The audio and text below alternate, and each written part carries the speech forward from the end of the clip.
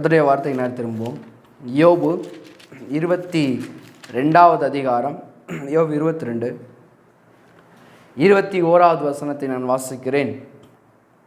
யோபு 22:21. நீர் அவரோட பழகி சமாதானமாயிரும், அதனால் உமக்கு நன்மை வரும். ஜெபம் பண்ணுவோம். பரலோகத்தின் தகப்பனை துதிக்கிற ஆண்டவராகிய இயேசுவின் நாமத்தில் மண்டை வருகிறோம்.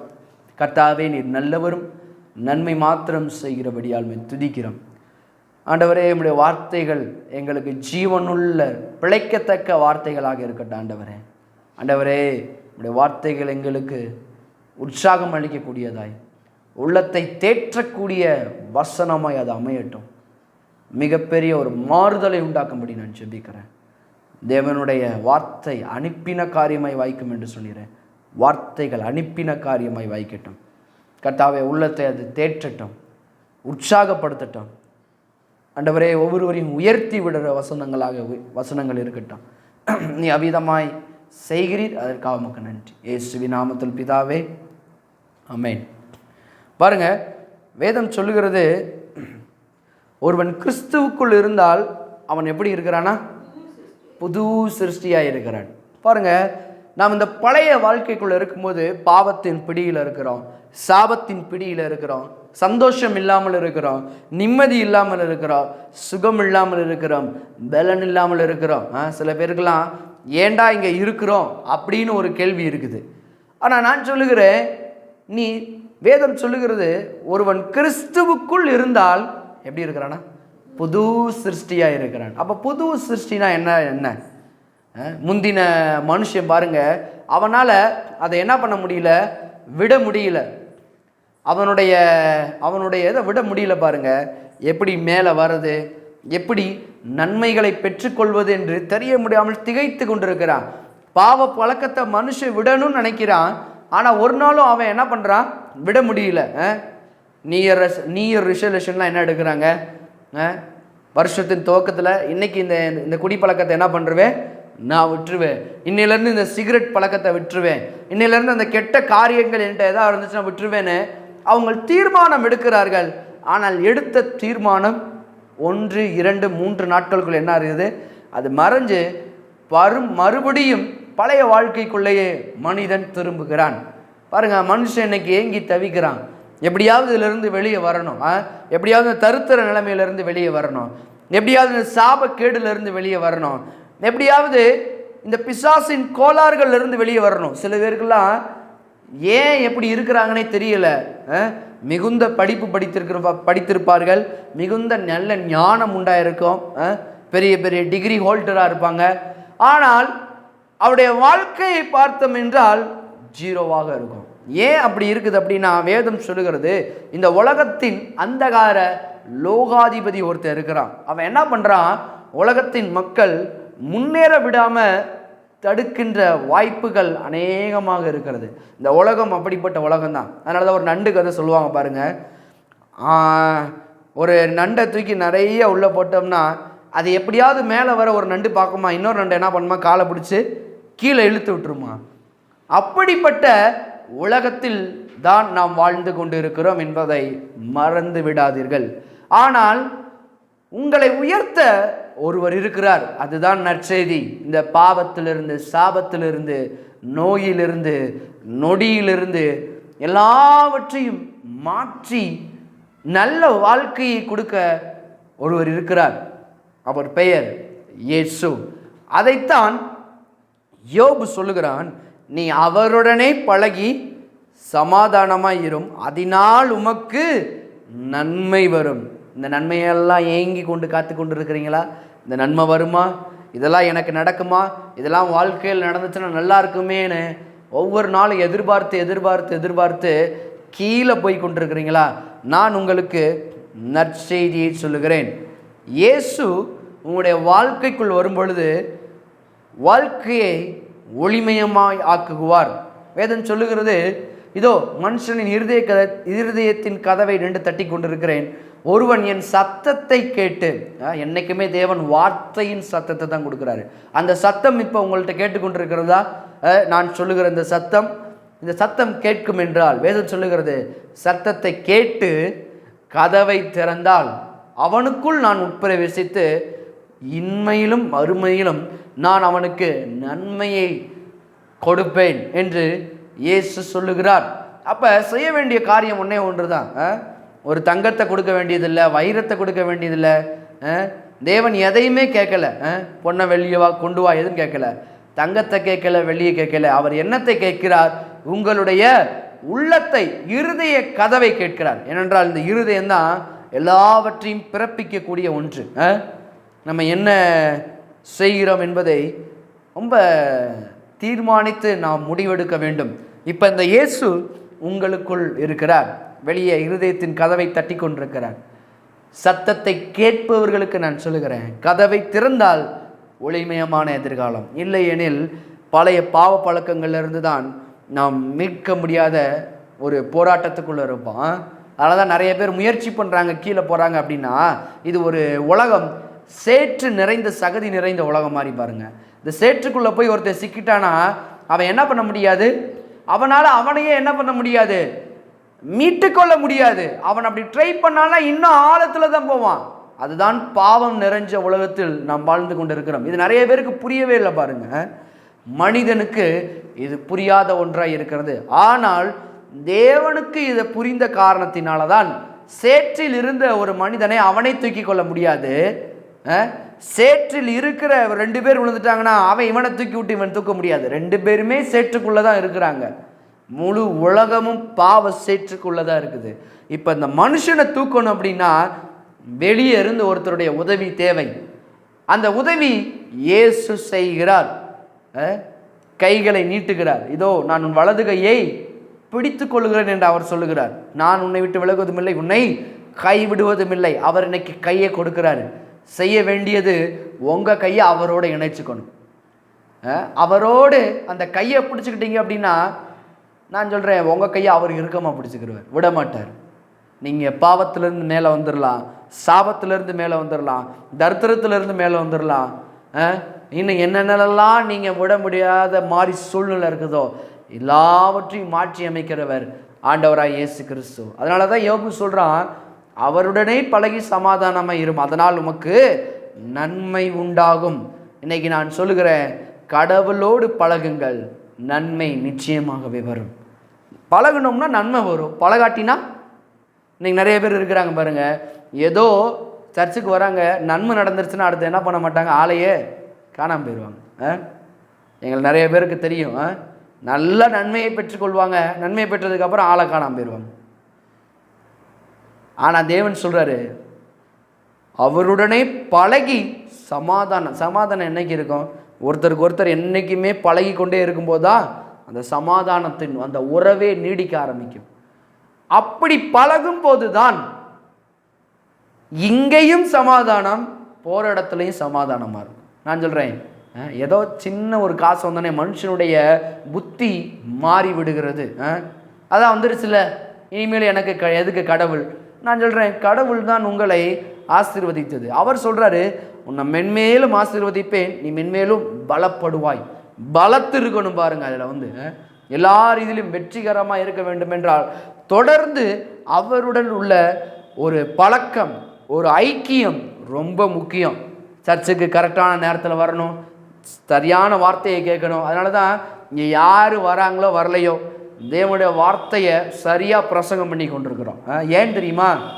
எங்களுக்கு நாங்களே விதைக்கிறோம். அது மட்டும் இல்லை, இந்த வசனங்கள் நேர்த்தியான காரியங்களை செய்கிறது. நான் சொல்லுகிறேன், இந்த யூடியூப் வாயிலாக இருந்து நிறைய பேர் கேட்டுக்கொண்டிருக்கிறீங்க, ரொம்ப சந்தோஷம். ஷேர் சாட்டில் இருந்து, இன்ஸ்டாகிராம், அநேக வெப்சைட்டில் இருந்து, அநேக ஆப் மூலியமாக நான் பண்ணி கொண்டிருக்கிறோம்.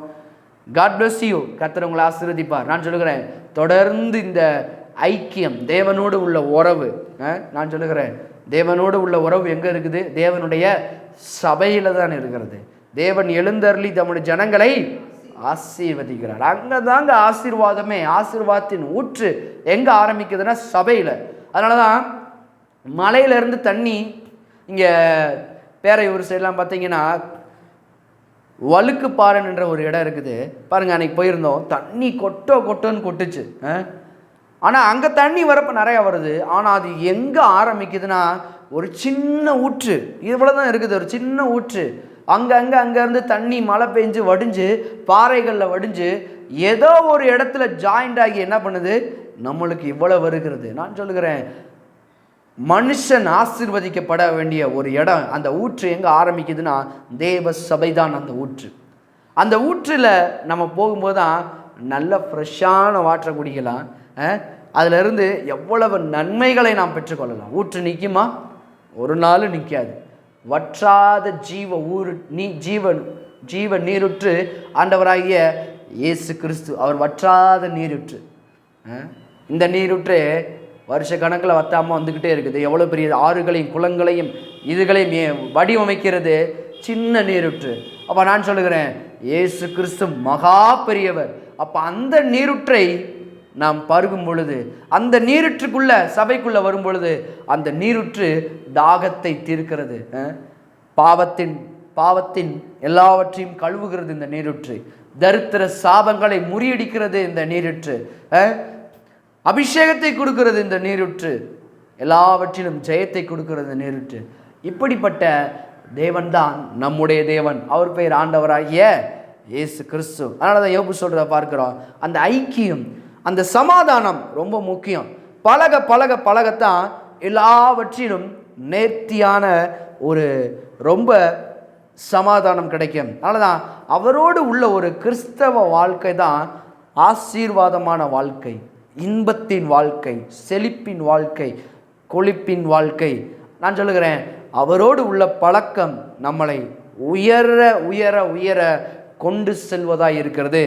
ஆபத்துக்கு தப்புவிக்கக்கூடியதாக இருக்கிறது இந்த பழக்கம். ஆனால் தேவனோடு நெருங்கி பழக ஆரம்பிக்கும் போது இன்னும் பெரிய இது சாதாரணமாக வாசிச்சுட்டு போயிடும். அவரோடனே பழகி சமாதானமாயிரும். அதனால் உமக்கு நன்மை உண்டாகுன்னு சொல்லிட்டு சின்ன வார்த்தை நான் இன்னைக்கு எடுத்து காண்பிக்கிறேன். அவரோடு பழகுனா என்ன நடக்கும் பார்ப்போம். அவரோடு பழகுங்கள், என்ன நடக்கும். நான் கடைசியாக கேட்குறேன், பழகிறவனுக்கு என்ன நடந்துச்சு, பழகாதவனுக்கு என்ன நடந்துச்சு?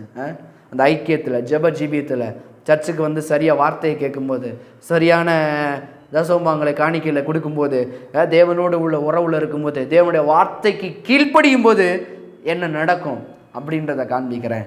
திருப்போம் ஆதியாகமம் 12வது அதிகாரம். ஆதியாகமம் 12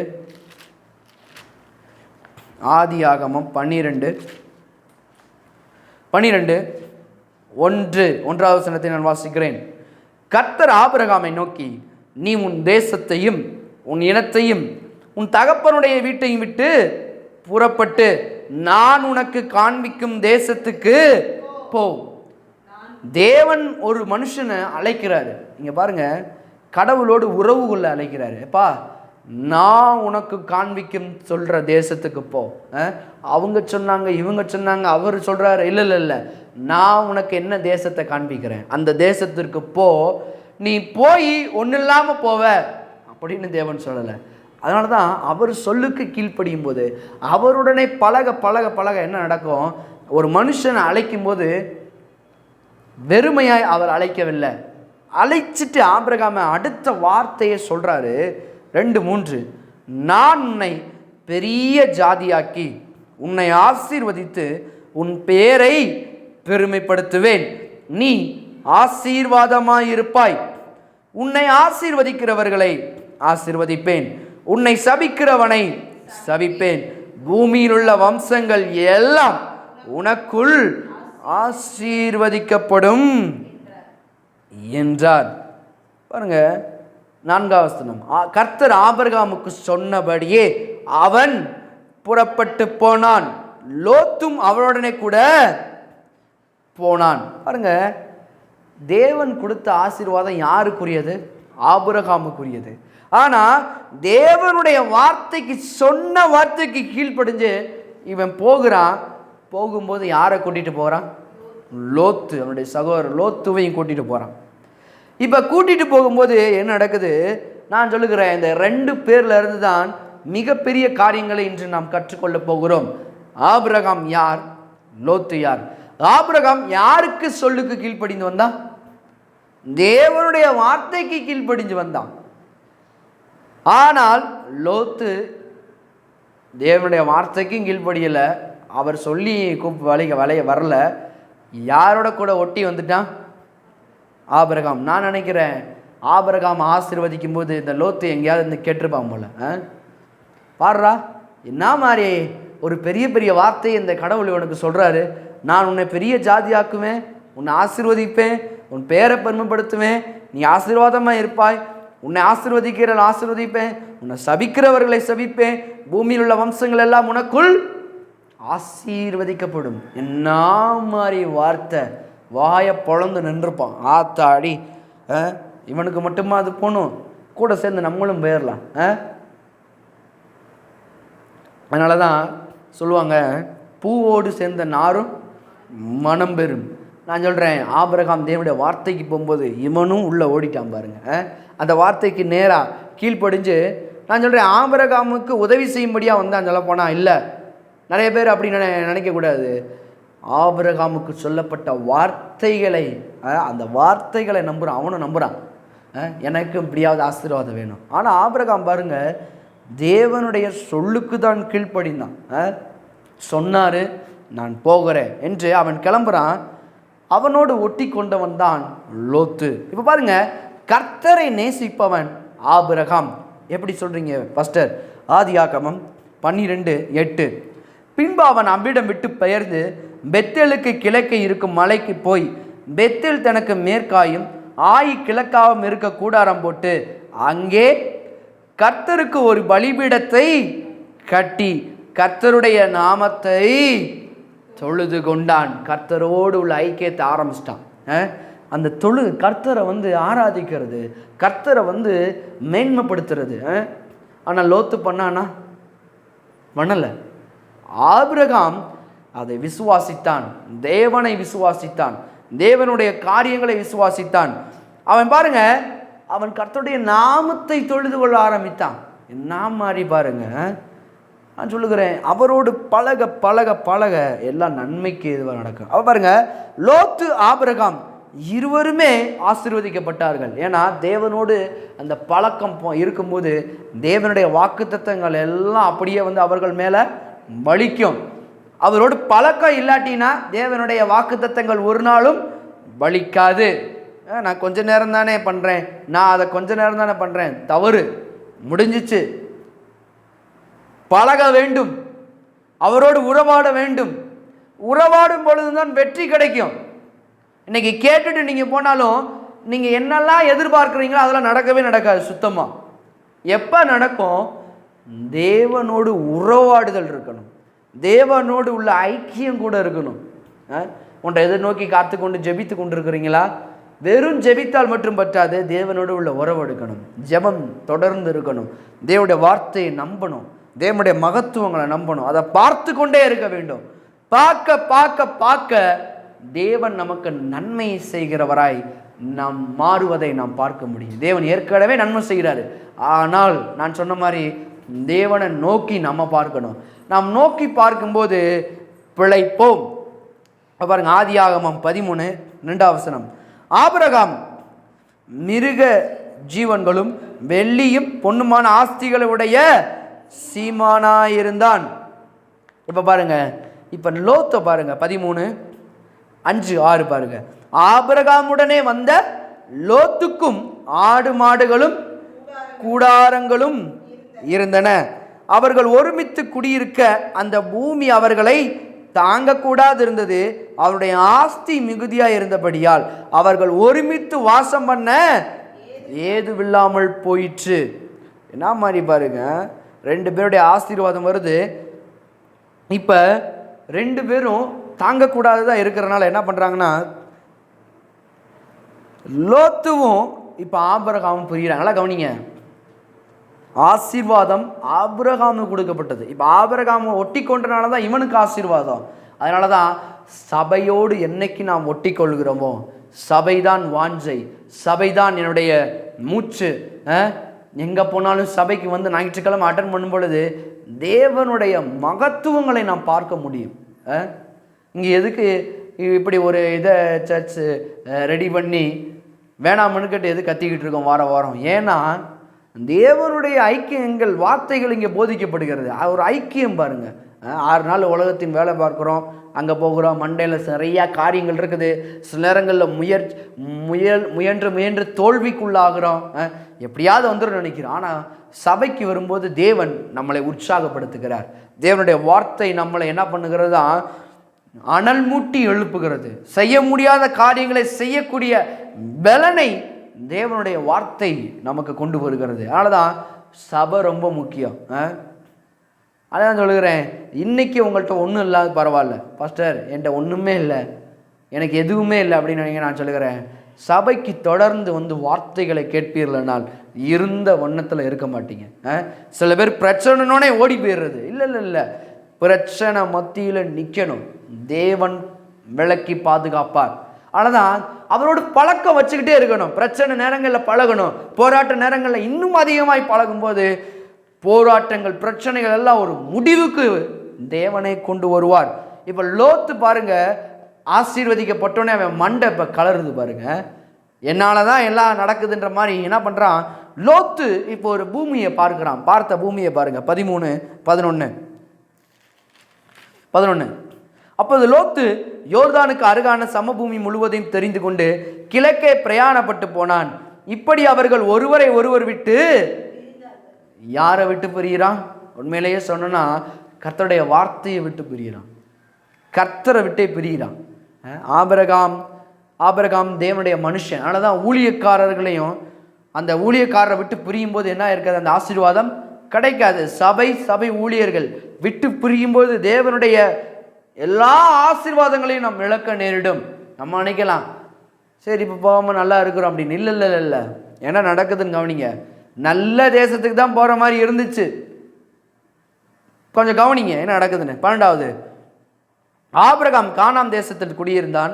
லோத்து அந்த யோர்தானுக்கு அருகான சமபூமியில் உள்ள பட்டணங்களில் வாசம் பண்ணி சோதோமுக்கு நேரே கூடாரம் போட்டான். 13, சோதோமின் ஜனங்கள் பொல்லாதவர்களும் கர்த்தருக்கு முன்பாக மகா பாவிகளுமாய் இருந்தார்கள். என்ன மாதிரி வார்த்தை பாருங்க, பொல்லாத ஜனங்கள்.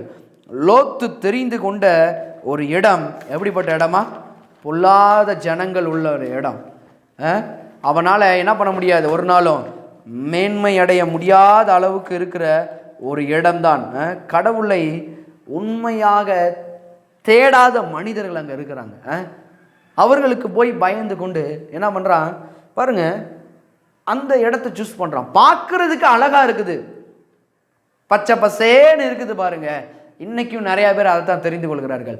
நிறைய பெருசாக இருந்தால் ஓகே பரவாயில்ல, அப்படி தெரிந்து கொள்கிறாங்க. தெரிந்து கொண்டால் நடக்கும் தெரியுமா, ஒன்றுமே வாய்க்காது. இவன் அவ்விதமாய் தெரிந்து கொள்ளுகிறான். ஆனால் ஆபிரகாம் எப்படிப்பட்டவன், கடவுளை உண்மையாக தேடுபவன், தேவனுக்கு எல்லாவற்றிலும் கீழ்ப்படிந்தவன் இந்த ஆபிரகாம். ஆதியாகமம் 14, 18, 19, 20 வாசிக்கிறேன். அன்றியும் உன்னதமான தேவனுடைய ஆசாரியன இருந்த சாலேமின் ராஜாவாகிய மெல்கிசேதேமுக்கு அப்பமும் திராட்சரசமும் கொண்டு வந்து அவனை ஆசீர்வதித்து, வானத்தையும் பூமியையும் உடையவராகிய உன்னதமான தேவனுடைய ஆசீர்வாதம் ஆபிரகாமுக்கு உண்டாவதாக. என்ன மாதிரி வார்த்தை பாருங்க. உன் சத்துருக்களை உன் கையில் ஒப்பு கொடுத்த உன்னதமான தேவனுக்கு ஸ்தோத்திரம் என்று சொன்னான். இவனுக்கு ஆபிரகாம் எல்லாவற்றிலும் தசமபாகம் கொடுத்தான். நான் சொல்லுகிறேன், தசமபாகம் என்பது தேவன் இவரை ஆசீர்வதித்ததினால் அதை 10ல் 1 தேவனிடம் செலுத்தக்கூடிய ஒரு காட்சியை இங்கே பார்க்கிறோம்.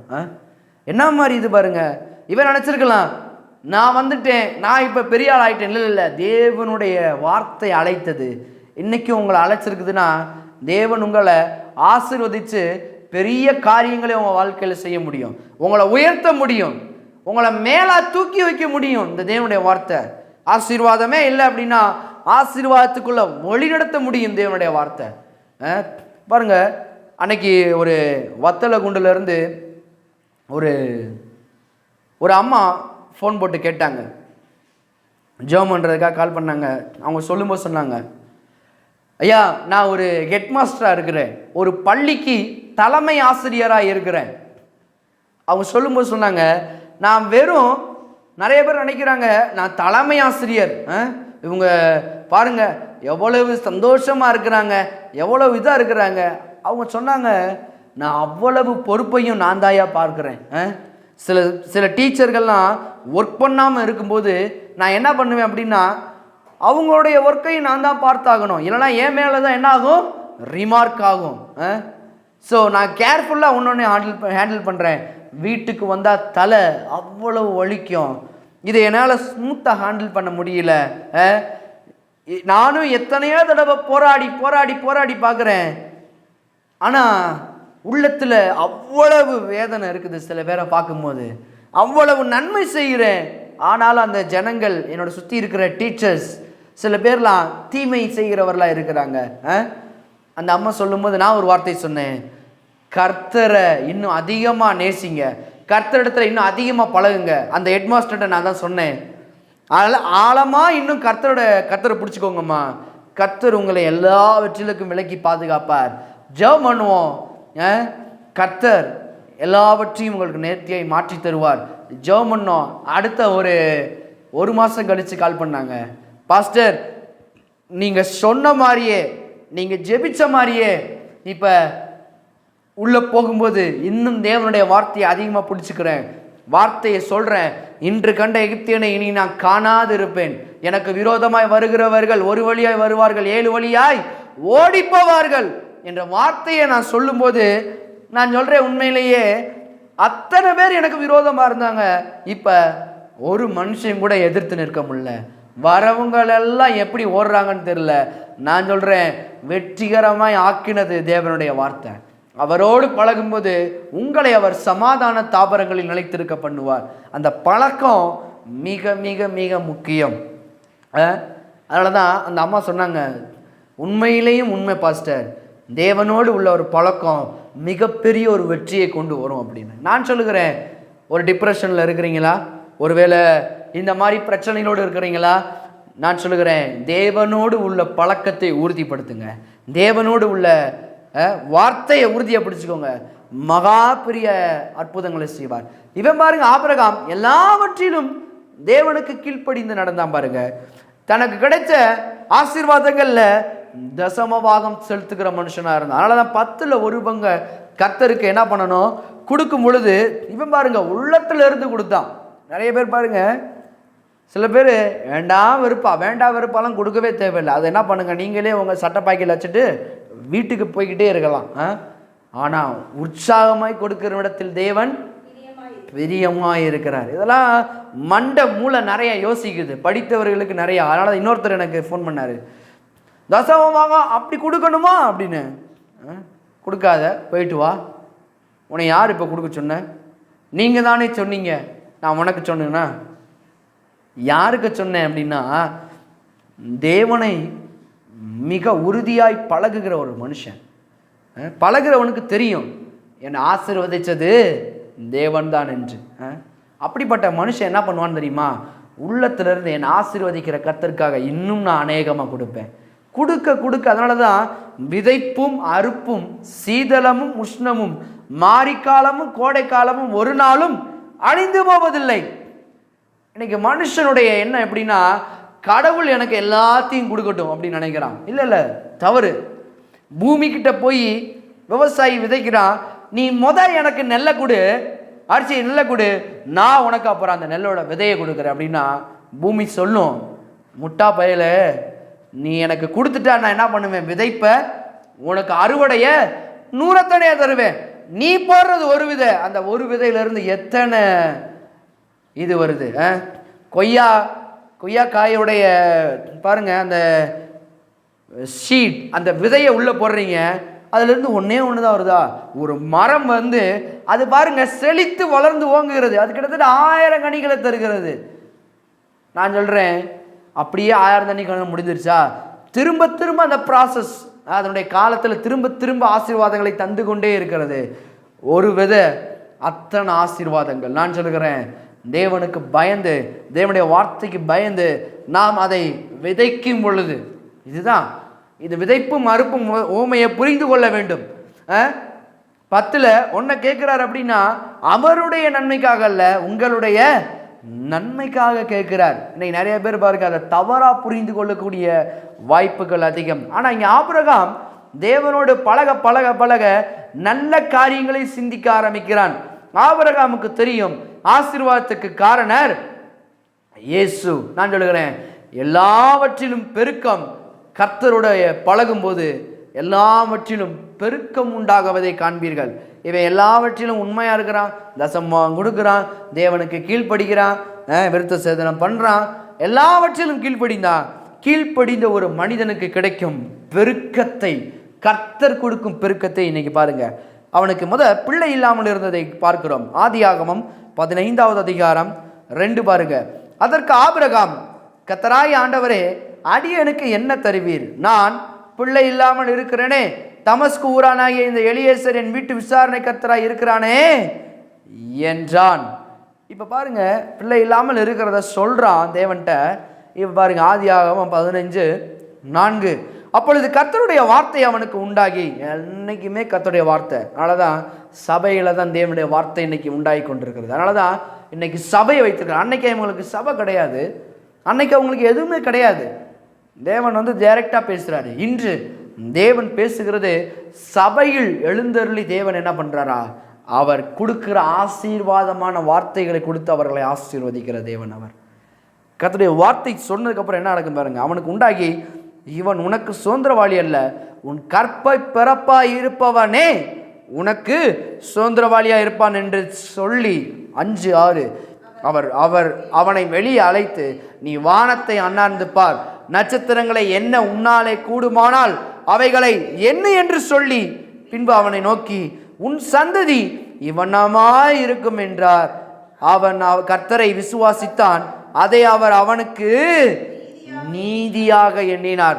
அவன் விசுவாசிக்கிறான் பாருங்க. தேவனை பழக பழக பழக விசுவாசம் ஆட்டோமேட்டிக்காக வந்துடும். இன்னைக்கு விசுவாசம் வரலையே நானும் என்னென்னலாமா செய்கிறேன், ஒன்னுலையும் பெருக்க இல்லை. ஏன்னா கீழ்ப்படுகிற ஒரு உள்ளம் கீழ்ப்படுகிற வேலையை செய்யும் போது தான் ஆசீர்வாதத்திற்கு துவக்கமே ஆரம்பிக்குது. இன்னைக்கு நிறைய பேர் பாருங்க, நானும் சபைக்கு போறேன், சில பேர் சொல்றாங்க என்னத்தை கண்டேன். நான் சொல்றேன், நீங்க ஒண்ணுமே காண முடியாது. எப்ப தேவனுடைய மகத்துவங்களை பார்க்க முடியும், ஆசீர்வாதமான வாழ்க்கையை பார்க்க முடியும் அப்படின்னா அவரோடு உள்ள பழக்கம் வைத்திருக்கும் போது. அதனாலதான் தேவனோட சபைக்கு வரணும், சபைக்கு வார்த்தையை கேட்கணும், வார்த்தையை உறுதியை பிடித்து கொள்ளணும். பைபிள் ஸ்டடியா ஓட்டமா ஓடிடணும், நேரத்துக்கு ஓடிடணும். சண்டே சர்வீஸா டைரக்டாக நேரத்துக்கு ஓடிடணும். எல்லாம் நேரத்துக்கு நான் போகும் பொழுது கர்த்தர் பார்ப்பார். என்னை கனம் பண்ணுகிறவனை நானும் கனம் பண்ணுவேன். இங்க அவன் விசுவாசித்தான் என்று போட்டிருக்குது. அவன் கர்த்தரை விசுவாசித்தான், அதை அவருக்கு நீதியாக எண்ணினான். சில பேரால ஐஸ்வர்யத்தை விசுவாசிக்க முடியாது, சில பேரால ஆரோக்கியத்தை விசுவாசிக்க முடியாது, சில பேரால நன்மைகளை விசுவாசிக்க முடியாது. எப்ப விசுவாசிக்க முடியும் தெரியுமா? தேவனுடைய வார்த்தையை கேட்கத்தான் விசுவாசிக்க முடியும். அதனாலதான் தேவனுடைய வார்த்தை வந்ததுக்கு அப்புறம், அவர் சொன்னதுக்கு அப்புறம் இதையெல்லாம் அவன் விசுவாசிக்க ஆரம்பிக்கிறான். அதான் சபையில வரும்போது தேவனுடைய வார்த்தையை, ஊழியக்காரர் வாயிலிருந்து பெறப்படுகிற வார்த்தையை நீங்கள் விசுவாசித்தீர்கள் என்றால் தேவன் மகத்துவமான காரியங்களை உங்களுடைய வாழ்க்கையில செய்ய முடியும். அப்ப விசுவாசம் எங்க இருந்து வருதுன்னு தெரியுமா? சபைக்கு போகாம விசுவாசம் கிடையாது, தேவனுடைய செய்கைகளை செய்யாம விசுவாசம் வராது. நீங்க திட்டமாய் தெரிந்து கொள்ளுங்கள், நீங்கள் உயர்வதற்கு வாய்ப்பு சபைக்கு வராமல் எதுவுமே கிடையாது. ஆசீர்வாதத்திற்கு பங்கு உள்ளவர்களாய் மாறவே முடியாது. எங்க இருக்குது விசுவாசம்? எப்படி வரும் தெரியுமா? விசுவாசம் கேள்வியினால் வரும், கேள்வி தேவனுடைய வசனத்தினால் வரும். வசனத்தை போய் பிடிக்கணும், வசனத்துக்கு உங்களை ஈட் பண்ணணும், வசனத்துக்கு நீங்க அடிபணிய வேண்டும் என்று கர்த்தருடைய ஆவியானவர் விரும்புகிறார். தேவனுடைய வார்த்தையை ஒரு மகத்துவமான பெரிய காரியமா நினைக்கணும், அசால்ட்டா தனமா நினைக்க கூடாது என்னைக்குமே தேவனுடைய வார்த்தையை. அதனாலதான் சாம் பாஸ்டர் அடிக்கடி சொல்லுவார், எனக்கு பிடித்த ஒரு நல்ல ஒரு ஊழியக்காரர், நிறைய எல்லாரையும் பிடிக்கும், அதில் நல்ல நல்ல வார்த்தைகளை சொல்லுகிற ஒரு ஊழியக்காரர் பாருங்க. அவர் சொல்லுவார், ஆரம்ப காலகட்டங்களில் இந்த வார்த்தைகளை சொல்லும் போதெல்லாம் ஜனங்கள் புரிஞ்சுக்கவே மாட்டாங்களாம், ஒரு மட்டுத்தனமாக நினைக்கிறது, ஒரு ஏளனமாக நினைக்கிறது அப்படின்னு. ஆனால் பிற்காலங்களில் இந்த வார்த்தைகளை போதிக்க ஆரம்பிக்கும் போது மகத்துவங்களை தேவனுடைய வார்த்தைகள் கொண்டு வந்தது என்று பாஸ்டர் சொல்கிறத நான் கேட்டிருக்கிறேன். நான் சொல்கிறேன், இன்றும் தேவனுடைய வார்த்தையை விசுவாசிக்கிற ஜனங்கள் மகத்துவமான காரியங்களை செய்ய முடியும். எப்போ? அவரே விசுவாசத்தை துவக்குகிறவரும் முடிக்கிறவருமாக இருக்கிறார். அவரை நோக்கி ஓட கடவும். நோக்கி ஓடுனா தானே விசுவாசம் வரும். இன்னைக்கு விசுவாசம் இல்லைன்னா நீ தான் நோக்கி ஓடலையே. நோக்கி ஓடுனா தானே விசுவாசம் வரும். விசுவாசத்தை துவக்குகிறவர். அப்போ துவக்குறவர்கிட்ட தான் விசுவாசம் இருக்குது. அப்போ எங்கே இருக்குது? சபைக்கு நேராக போகணும், வார்த்தையை கேட்கணும். வார்த்தையை கேட்கும்போது தேவன் என்ன பண்ணுறாரு? விசுவாசத்தை வார்த்தையின் மூலம் துவக்கி விடுகிறார். இப்போ இந்த துவக்கி விடுகிற விசுவாசம் தான் உள்ளத்தில் எழும்பி கொண்டே இருக்கிறது. அவரோட பழக பழக பழக பழக பழக பழக பழக பழக விசுவாசம் வர்த்திக்கிறது. விசுவாசம் இப்போ உறுதியான விசுவாசம் மாறுகிறது. விசுவாசம் உறுதியான விசுவாசம் மாறுகிறது. உறுதியான விசுவாசம் காரியங்களை பிறப்பிக்கிற ஒன்றாக இருக்கிறது. ஆமென்.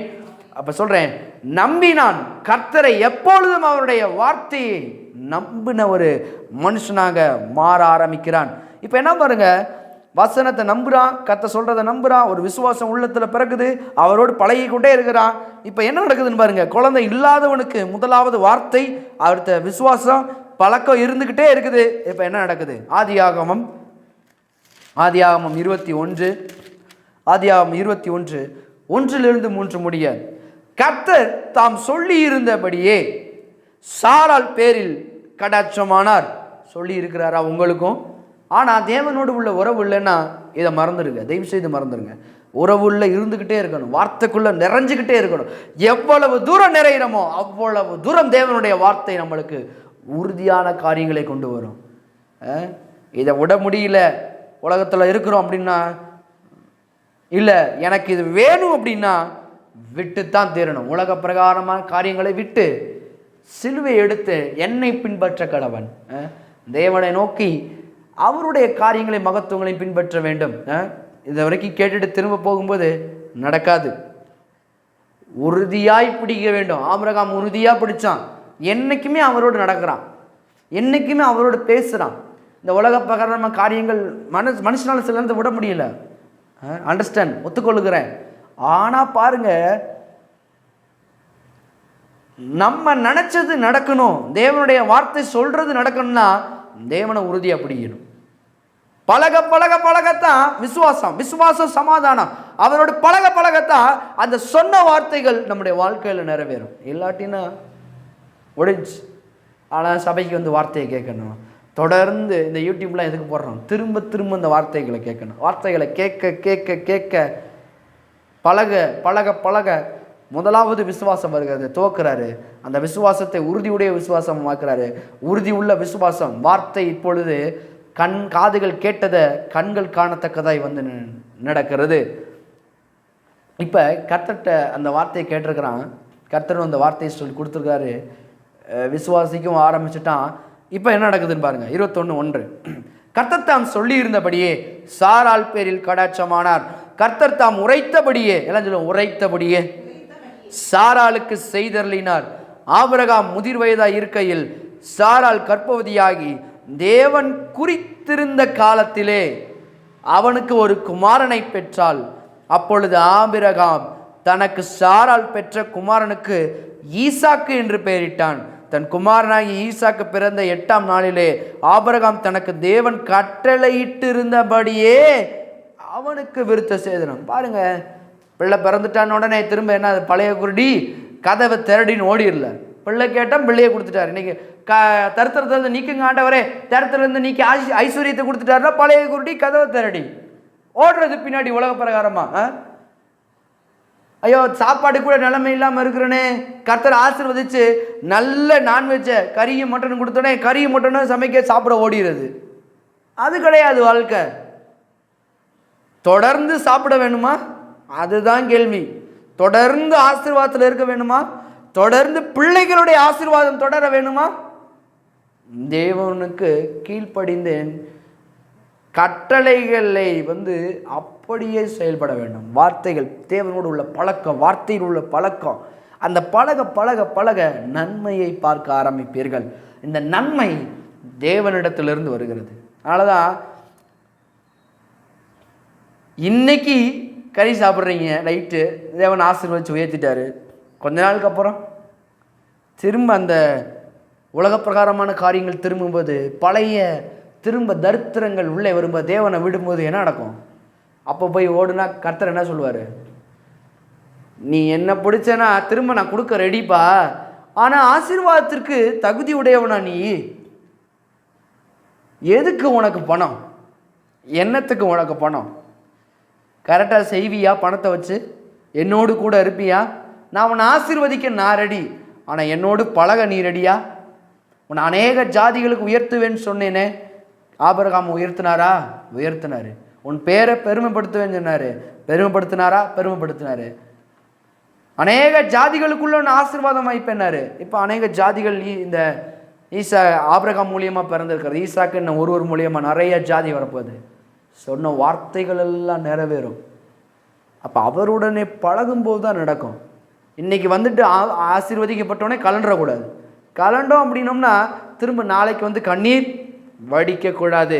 இதுக்கு சபை காரணம் அல்ல, ஊழியக்காரர்கள் காரணம் அல்ல, தேவன் காரணம் அல்ல. அதற்கு காரணம் முழுக்க முழுக்க நீங்கள் தான் என்பதை திட்டமாக தெரிஞ்சுக்கோங்க. வார்த்தையை உறுதியாக பிடிக்கணும். நீங்கள் உறுதியாக பிடிக்கிறான், வசனம் உறுதியாயிற்று. இது மட்டும் இல்லை, ஐஸ்வர்யத்திலையும் தேவன் அவனை உயர்த்துவதை பார்க்கிறோம். தேவனோடு பழகிற விதியத்தில் ஊழியக்காரனுடைய சாட்சியை பாருங்க. ஆதியாகமம் 24வது அதிகாரம் 34 35 முடிய வாசிக்கிறேன்.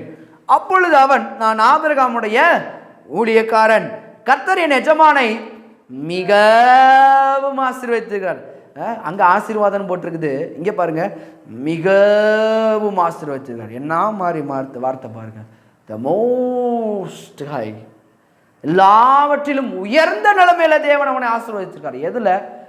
பழக்கம், தேவனோடு தொடர்ந்து ஒரு தொடர்பு, தேவன் சொன்ன வார்த்தைக்கெல்லாம் கீழ்ப்படுகிறது, சொன்ன வார்த்தை அப்படியே நிறைவேற்றுறது. நிறைவேற்றும் போது மிகவும் ஆசீர்வதித்திருக்கிறார்.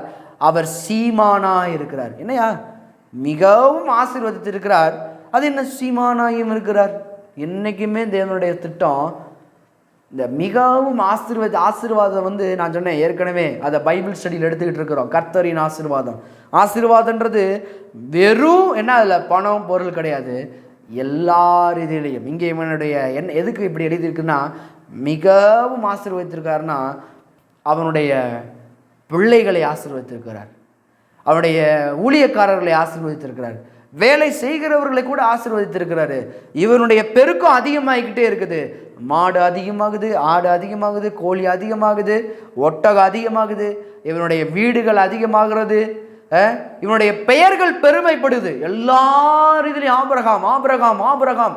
புதிய ஏற்பாடுலாம் பார்த்தீங்கன்னா என்னுடைய ஆபிரகாம் சொன்னாரே அப்படின்னு தான் சொல்றாங்க.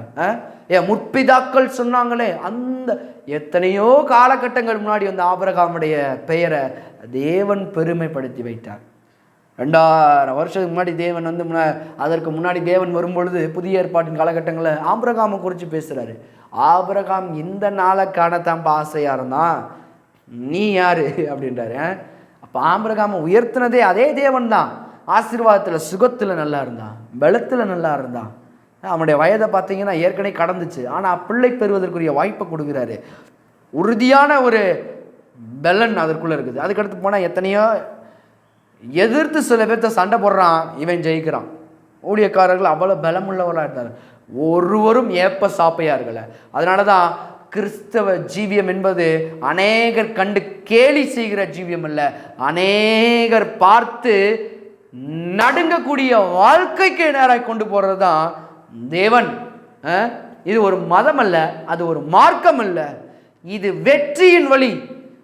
The Bible, the success book. இந்த பைபிள்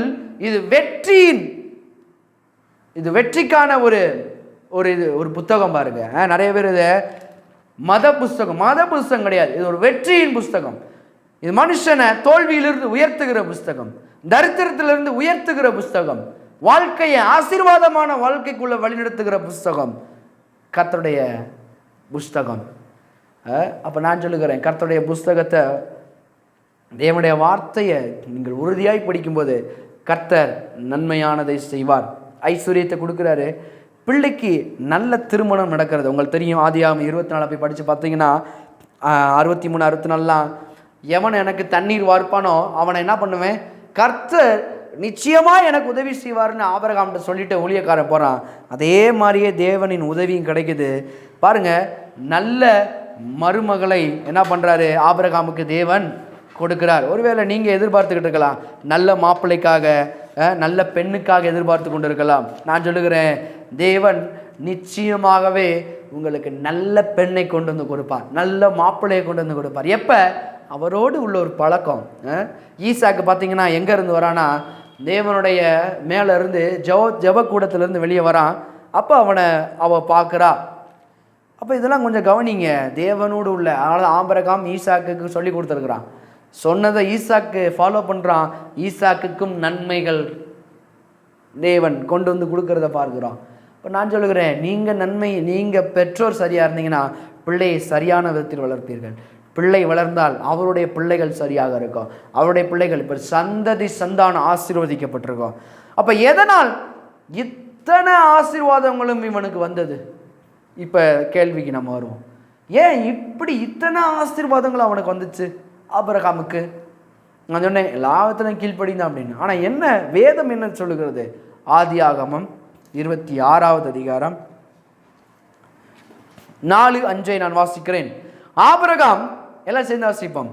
என் சொல்லுக்கு கீழ்ப்படிந்து என் விதிகளையும் என் கற்பனைகளையும் என் நியமங்களையும் என் பிரமாணங்களையும் கை கொண்டபடியால் நான் உன் சந்ததியை வானத்து நட்சத்திரங்களைப் போல பெருக பண்ணி உன் சந்ததிக்கு இந்த தேசங்கள் யாவையும் தருவேன்.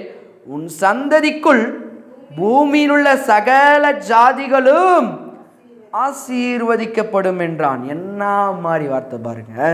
என் சொல்லுக்கு கீழ்ப்படுகிறமே, என் விதிகளுக்கு கீழ்ப்படிஞ்சான், என் கற்பனைக்கு கீழ்ப்படிஞ்சான், என் நியமங்களுக்கு கீழ்ப்படிஞ்சான், என் பிரமாணங்களை கை கொண்டான். இத்தனை இருக்கிற ஒரு மனுஷன்தான் ஆபிரகாம். அந்த ஆபிரகாமை தான் தேவன் உயர்த்தினதை பார்க்கிறோம். இத்தனையும் உடையவர்களா நீங்கள்? நான் சொல்லுகிறேன், தேவனுடைய வார்த்தை கீழ்ப்படிஞ்சு அவரோடு உள்ள உறவுல இருக்கிறீங்களா, தேவன் உங்களை உயர்ந்த ஸ்தானத்திற்கு கூட்டி போவார். அப்போ சொல்லுக்கு கீழ்ப்படிதல். ஊழியக்காரர்கள் சொல்லும் பொழுது கீழ்ப்படிய வேண்டும், ரொம்ப முக்கியம்.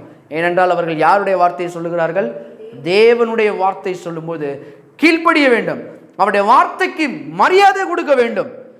அப்படி கேட்காமல் போகும்போது தான் இந்த லோத்தின் விளைவு போல. அவன் இருக்க சொல்றான், நீ என்னோட இருந்தா இரு, பிரிஞ்சு போனா பிரிஞ்சு போன அந்த வார்த்தையை சொல்லும்போது தான் லோத்து என்ன பண்றான், ஐயா உன்ட்ட இருக்கிறதுக்கு நான் பிரிஞ்சு போறேன்னு. அப்போ ஊழியக்காரோட ஒரு ஐக்கியம், சபையோட ஒரு ஐக்கியம் இருக்கும்போது நல்லா வருவாங்க.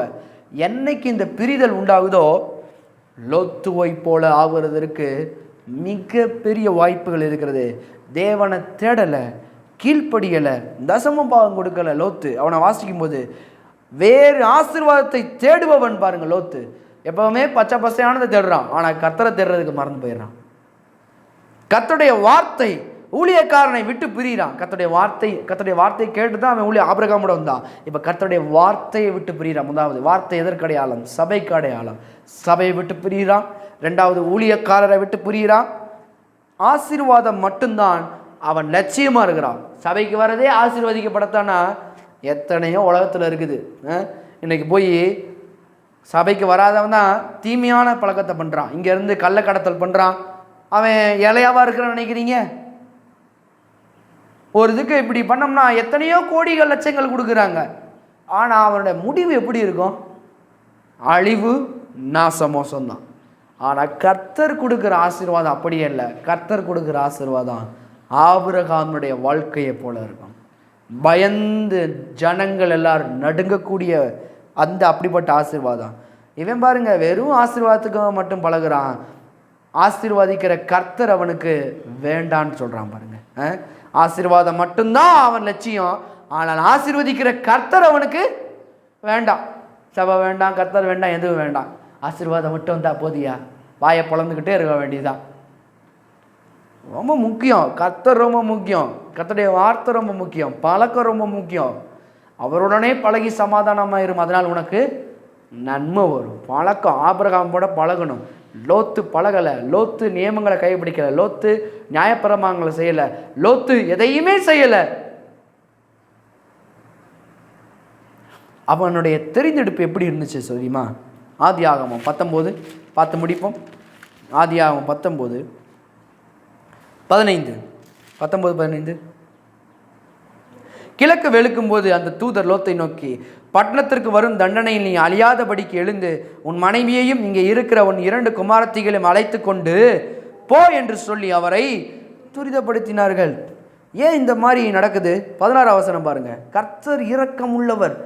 அவர் தாமதித்து கொண்டு இருக்கும்போது கர்த்தர் அவன் மேல் வைத்த இரக்கத்தினாலே அந்த புருஷர் அவன் கையையும் அவன் மனைவியும் கையையும் அவன் 2 குமாரத்திகள் கையையும் பிடித்து அவனை பட்டணத்திற்கு வெளியே கொண்டு போய் விட்டார்கள்.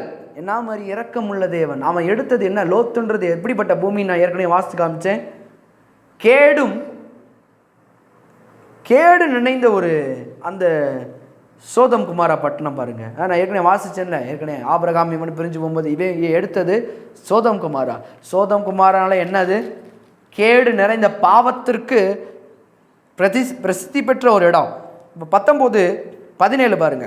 அவர்கள் வெளியே கொண்டு போய் விட்ட பின்பு அவர் உன் ஜீவன் தப்ப ஓடிப்போ, பின்னிட்டு பாராதே. பாருங்க, கர்த்தர் அவனை விட்டு போனாலும் கர்த்தருடைய அன்பு அவனை தேடுது. நீ சாவாமல் பிழைத்திருந்து கர்த்தருடைய செய்கைகளை விவரிப்பாய். கர்த்தர் நல்லவர். அதனால தான் கர்த்தரை போல நம்மளும் இருக்கணும். நானும் சொல்கிறேன், சாவாமல் பிழைத்திருங்கள். கர்த்தரை விட்டு பின்வாங்கி போனாலும் சரி, கர்த்தரை விட்டு போயிட்டாலுமே சரி, நீங்கள் அவ்விதமாய் செய்யக்கூடாது. லோத்து ஒரு எச்சரிக்கையான ஒரு ஒன்று. அவர்கள் வெளியே கொண்டு போய் விட்ட பின்பு அவர் உன் ஜீவன் தப்ப ஓடிப்போ, பின்னிட்டு பாராதே, இந்த சமபூமியில் எங்கும் நிலாதே, நீ அழியாதபடிக்கு மலைக்கு ஓடிப்போ என்றான். அதற்கு லோத்து, அப்படி அல்ல ஆண்டவரே. அவன் ஒரு ஆலோசனை கொடுக்குறான். எப்போதுமே ஆபிரகாம் என்னைக்காவது அப்படி அல்ல ஏதாவது சொல்லியிருக்காரா? சொன்னதுக்கெல்லாம் கீழ்ப்படுகிறார். இன்னும் சொல்ல போனால் அவருடைய குமாரனை தகன பலியை கொடுக்கும்போது என்ன மாதிரி இது பாருங்க, மேலே வரைக்கும் கூட்டு போயிட்டாப்புல ஆளு. விசுவாசம். அதான் கர்த்தர் சொல்றது அப்படியே செய்யும்போது மிகப்பெரிய ஒரு ஆசீர்வாதங்கள் காத்துக்கொண்டு அவரோடு பழகும்போது அவரை பற்றி நமக்கு தெரியும். ஊழியக்காரர்கள் எல்லாம் கேட்குறாங்க, ஆடு இல்லை. மகன் கூட கேட்குறான், எப்பா ஆடு இல்லை, எல்லாமே இருக்குது. ஆனால் ஆபிரகாம் தேவனோடு பழகிற ஒரு மனுஷன். தேவனோடு பழகின ஒரு மனுஷனுக்கு தெரியும், அவன் என்ன சொல்கிறான்? கர்த்தர் எல்லாவற்றையும் பார்த்துக்கொள்வார். கர்த்தர் பார்த்துக்கிறாருப்பா. ஏன்னா உன்னைய தந்ததே கர்த்தர். அவர் நல்லவர், இரக்க குணம் உள்ளவர். அவரோடு நான் பழகி இருக்கிறேன், அவரோடு நல்ல சமாதானமாக உறவாடி இருக்கிறேன். பழக பழக பழக பழக அவர் யாருன்னு எனக்கு தெரிஞ்சிருச்சு. நீ சாக மாட்ட, உனக்கு பதிலாக தேவன் என்ன பண்ணுவார்? அவர் பார்த்து கொள்வார். என்ன மாதிரி வார்த்தை பாருங்க அந்த வார்த்தை. நீ சாக மாட்ட, அவர் பார்த்துக்குருவார். அதை உனக்கு பதிலாக அவர் பார்த்துக்குருவார். என்ன மாதிரி வார்த்தை பாருங்க. இப்போ இந்த வார்த்தைகள்லாம் கேட்க கேட்க கேட்க அவ்வளவு ஆபிரகாம் மேலே ஒரு ஆசை வருகிற ஜனங்களாய் நீங்கள் மாற வேண்டும். ஆபிரகாமை போல மாற வேண்டும். இவன் கர்த்தருக்கே சொல்கிறான். அப்படியெல்லாம் ஆண்டவரே, 19 வசனம் பாருங்க. உமது கண்களில் உமது அடியனுக்கு கிருபை கிடைத்தது, என் பிராணனை காக்க தேவரீர் எனக்கு செய்த கிருபையை பெரிதாக விளங்க பண்ணினீர். மலைக்கு ஓடி போக என்னால் முடியாது, தீங்கு என்னை தொடரும், நான் மரித்து போவேன். கர்த்தர்கிட்ட இப்போ சொல்கிறான், யார் அனுப்புறது? கர்த்தர் தான் அனுப்புகிறார் தேவதூதர்களை கொண்டு. முந்தி அதை விட்டுட்டு போனால் ஆசீர்வாதத்தை இழக்கிறான். இப்போ கர்த்தரே சொல்கிறார், அந்த மலைக்கு ஓடிப்போ. இன்னமும் பயவுள்ள திருந்தாத பயவுள்ளையாக இருக்குது. அப்படியெல்லாம் ஆண்டவரே கிருபை இருக்கட்டும். இவருக்கே வீண் வியாக்கியானம் பேசுறது. என் பிராணனை காக்க தேவரீர் எனக்கு செய்த கிருபையை பெரிதாக விளங்க பண்ணினீர். மலைக்கு ஓடி போக என்னால் முடியாது, தீங்கு என்னை தொடரும். கர்த்தரிடத்திலிருந்து நன்மையை பெற்றுக்கொள்வோம். இவன் பாருங்க, 2 மனதாக இருக்கிறவன். தீமை தான் கர்த்தர்கிட்ட வரும்னு நினைக்கிறான் பாருங்க. ஆனால் ஆபிரகாம் அப்படி நினைக்கல. கர்த்தர் பார்த்து கொள்வார். அது என்ன பேச்சு? தீங்கு என்ன தொடரும். சொன்னதே கர்த்தர் தான், இங்கேயும் சொன்னது கர்த்தர் தான். அதனால தான் ஆபிரகாம் பழகுனா தேவனை பற்றி முழுவதும் அறிந்து கொண்டான். லோத்து பழகலை, தேவனை பற்றி சரியான அறிவு இல்லை. இந்த அறிவு தான் சத்தியத்தின் அறிவு, நம்மளை விடுதலையாக்கக்கூடியதாக இருக்கிறது. சத்தியத்தையும் அறிவீர்கள், சத்தியம் உங்களை விடுதலையாக்கும். சத்தியம் என்பது என்ன? தேவனுடைய வார்த்தை. தேவனோடு உள்ள பழக்கம். பழக பழக பழக தேவன் யார் என்பதை உங்களுக்கு வெளிப்படுத்தி காண்பிப்பார். அப்போ கொஞ்சம் இதெல்லாம் நினச்சி பார்க்கணும். தேவன் யார், எப்படிப்பட்டவர். இங்கே லோத்து சொல்லிட்டு போகிறான், அவன் வேறு விதமாக யோசிக்கிறார், கீழ்ப்படியாமல் காரியங்களை காட்டுறாரு. ஆனாலும் தேவன் நல்லவர். என்ன சொல்கிறாரு 21, அதற்கு அவர், நீ கேட்டுக்கொண்ட ஊரை நான் கவிழ்த்து போடாதபடிக்கு இந்த விஷயத்திலும் உனக்கு அனுக்கிரகம் பண்ணினேன். என்ன மாதிரி பாருங்க. சரி போய் தொலை, நீ கேட்குற, ஆனாலும் உனக்கு நான் பண்ணுறேன் அப்படின்னு. 25, அந்த பட்டணங்களையும் அந்த சமபூமி அனைத்தையும் அந்த பட்டணங்களின் எல்லா குடிகளையும் பூமியின் பயிரையும் அழித்து போட்டார். 26, அவன் மனைவியோ பின்னிட்டு பார்த்து உப்பு தூண் ஆனாள். என்ன மாதிரி பாருங்க. வார்த்தையை கேட்க கீழ்ப்படியாமல் இருக்கிறவர்கள் முடிஞ்சிச்சு, வாழ்க்கையை முடிஞ்சிச்சு. பின்னிட்டு பாராதே, உன் ஜீவன் தப்ப ஓடிப்போ. வார்த்தை வருதுன்னா வார்த்தைக்கு அப்படியே கீழ்ப்படியணும். அதுதான் தேவனோடு உள்ள பழக்கம். தேவனோடு என்ன சொல்றாரோ, ஆபிரகாம் போறான் பாருங்க, ஒரு மகனை இவனாவது ஓடதான் சொல்றாரு. ரன்னுனா ரன் ஓடி தொலைய வேண்டியதானே. ஏன்னா ஏற்கனவே அப்படிப்பட்ட வஞ்சகர்கள் இங்கே வாழ்ந்து கொண்டு இருக்கிறாங்க. அப்படிப்பட்ட உலகத்தில் கர்த்தர் சொல்றாரு, பின்னிட்டு பாராத ஓடு, ரன். ரன்னுனா ரன். இங்கே ரன்னு கிடையாது ஆண்டவரே. அப்பப்போ திரும்பி நாங்கள் பார்ப்போம் என்ன நடக்குது ஏது நடக்குதுன்னு. பின்னிட்டு பார்த்த பாராதே அப்படின்னா அப்போ கர்த்தர் சொல்கிற ஒரு வார்த்தைக்குள்ள ஜீவன் இருக்கும், அதில் அழிவு இருக்காது. பின்னிட்டு பாராதே, அதில் தேவன் நன்மையை தான் வச்சிருக்கிறாரு, தீமை அல்ல. அப்போ கர்த்தர் ஏதாவது தொடாதே அப்படின்னா என்ன பண்ணக்கூடாது, தொடக்கூடாது. ஏனென்றால் உங்களுக்கு நன்மையின் ஜீவனை அந்த வார்த்தை கொண்டு வரக்கூடியதாக இருக்கிறது. அதனால தான் சபைக்கு இந்த வார்த்தையெல்லாம் கேட்கணும். இந்த வாரத்தில் என்ன பண்ண போகிறோம், தேவன் உங்களுக்கு சில வார்த்தைகளை சொல்லும்போது உள்ளத்தில் குத்துச்சுன்னா மாறிக்கொள்ள வேண்டும், கீழ்ப்படிய வேண்டும். அதில் ஜீவன் கொண்டு வரக்கூடியது தேவனுடைய வார்த்தை. நான் மாற மாட்டேன் ஆண்டவரே. இப்போ ஒரு நிமிஷம் பாருங்க, லோத்துவின் மனைவி போல திரும்பினா என்ன நடக்கும், உப்பு தூண் தான். இது வரைக்கும் அவளால் ஒன்றுமே செய்ய முடியல. இன்னமும் அவள் சாட்சியாக உப்பு தூணாக இருக்கிறாள். எதுக்கும் பிரயோஜனமுள்ள ஒரு நிலைமை வந்துருச்சு. நான் சொல்கிறேன், பிரயோஜனமுள்ள வாழ்க்கை அவரோடு உள்ள பழக்கம்தான். அப்போ நான் சொல்கிறேன், தேவனுக்கு முன்பாக எல்லாவற்றையும் கீழ்ப்படியும் போது அவர் நன்மையான காரியங்களை அது மட்டும் இல்லை, அருவருப்பான காரியங்களையும் பிள்ளைகளும் செய்கிறத பார்க்கலாம். அடுத்த படித்து பார்த்தீங்கன்னா, எங்களுக்கு யாரும் இல்லையே, அடுத்த இல்லைன்னு சொல்லிட்டு சொந்த தகப்பனோடையே தவறான உறவு வைத்திருக்கிறதை பார்க்கிறோம். ஆனால் ஆபிரகாமுடைய பிள்ளை ஈசாக்கு காத்து கொண்டிருந்தான். அதெல்லாம் கவனிங்க, வார்த்தைக்கு கீழ்ப்படிங்க. பழகும்போது தான் எல்லாவற்றிலும். ஒருவேளை நீங்கள் ரொம்ப நாள் காத்து கொண்டிருக்கிறீங்களா, கர்த்தருக்கு அவரோடு உள்ள பழக்கத்திலே இருக்கும்போது நான் சொல்லுகிறேன், ஈசாக்குக்கோ யார் தேடி கர்த்தர் என்ன பண்ணார், ரெபெக்கால கூட்டு வந்து கொடுத்தாரு. இந்த பிள்ளைங்க என்ன சொல்கிறாங்க, யாருமே இல்லை, எல்லாம் அழிஞ்சு போயிட்டாங்க, நாம் என் தகப்பனிடத்திலாவது பிள்ளைகளை பெற்று. என்ன முட்டாள நீ.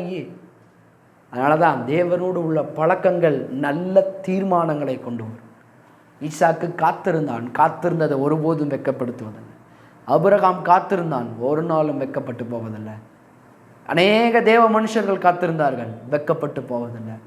நான் சொல்லுகிறேன், கர்த்தருக்கு காத்திருக்கிறவர்களோ புது பலன் அடைந்து செட்டைகளை அடித்து எழும்புவார்கள். தேவனுக்காக காத்திருக்கிற ஒரு மனுஷன், தேவனோடு பழகி பழகி பழகி கொண்டிருக்கிற மனுஷன் ஒரு நாள் அவனுடைய நாளாக மாறும், உயர்ந்த ஸ்தானங்களில் கொண்டு போய் வைப்பார். ஆமென். அப்போ கர்த்தருக்கு காத்திருக்கும் போது எல்லா ஜீவனையும் நமக்கு கொண்டு வரும். அப்போ விளைவு என்ன, இதிலிருந்து என்ன கற்றுக்கொள்ள முடியும்? லோத்து எல்லாவற்றையும் இழந்தான், ஆபிரகாம் எல்லாவற்றையும் பெற்றுக்கொண்டான். எதனால்? தேவனோடு உள்ள ஐக்கியம்.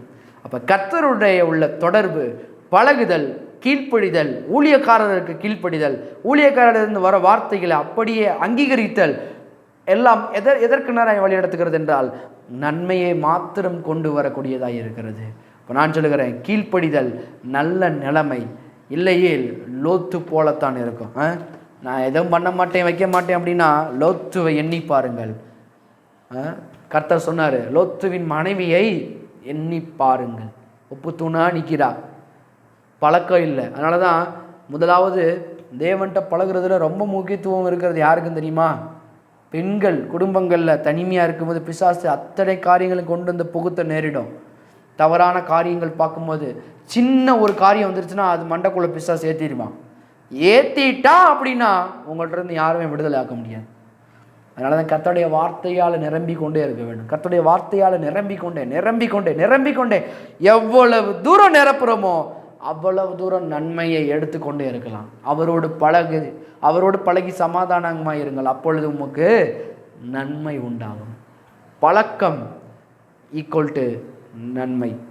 பழகுங்கள், சமாதான தாவரங்களில் சமாதானமாக இருங்கள், ஆசீர்வாதத்தை பெறுங்கள், அற்புதத்தை பெறுங்கள், ஐஸ்வர்யத்தை பெறுங்கள், ஆரோக்கியத்தை பெறுங்கள், நிம்மதியை பெறுங்கள், செழிப்பை பெறுங்கள், உற்சாகமான வாழ்க்கையை பெறுங்கள், எல்லாவற்றிலும் நன்மையானதை காணுங்கள். நான் சொல்லுகிறேன், பழக்கம் ரொம்ப முக்கியம். இன்னைக்கு யாரோட பழகி கொண்டிருக்கிறீங்க? கர்த்தருடைய ஆவியானவர் கேட்குறாரு, உன் பழக்கம் எங்கே இருக்குது? கர்த்தர் உங்கள்கிட்ட பேசினார்னா, உலகத்தின் காரியங்களை விட முடியலைன்னாலும் கர்த்தருக்காக ஆபிரகாம் விட்டுட்டு வந்தான் பாருங்க.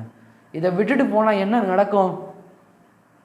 மண்பாண்டையை சுமந்து கொண்ட ஒரு மனுஷனை கர்த்தர் அழைக்கும் போது, தெரியாத ஆண்டவரே, வார்த்தையின்படி கிளம்புறான், கீழ்ப்படுகிறான். நான் சொல்லுகிறேன், ஊழியக்காரர்கள் வார்த்தையின்படி கீழ்ப்படிந்து எங்கெங்கேயோ போயிருக்கிறீங்களா?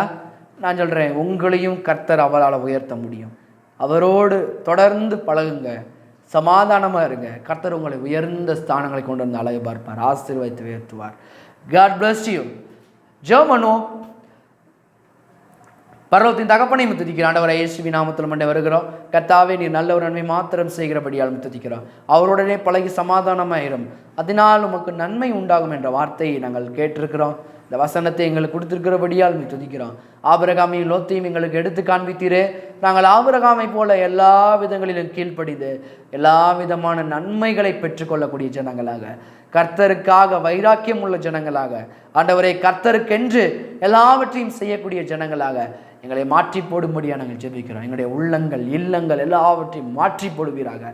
உலகத்தின் காரியங்களை வெறுத்து உம்மை பின்பற்ற, உம்மை தொடர பரிசுத்த ஆவியானவர் ஒவ்வொருவருக்கும் உதவி செய்யும்படியாக ஜெபிக்கிறோம். வேதத்தை வாசிக்க, தியானிக்க கர்த்தாவே எங்களுக்கு உதவி செய்யும்படியாக ஜெபிக்கிறோம். எல்லா ரீதியிலும் பெரிய பெருக்கத்தையும் மாற்றத்தையும் உண்டு பண்ணுகிறீர். அதற்காக உமக்கு நன்றி. இயேசுவின் நாமத்தில் பிதாவே, ஆமென்.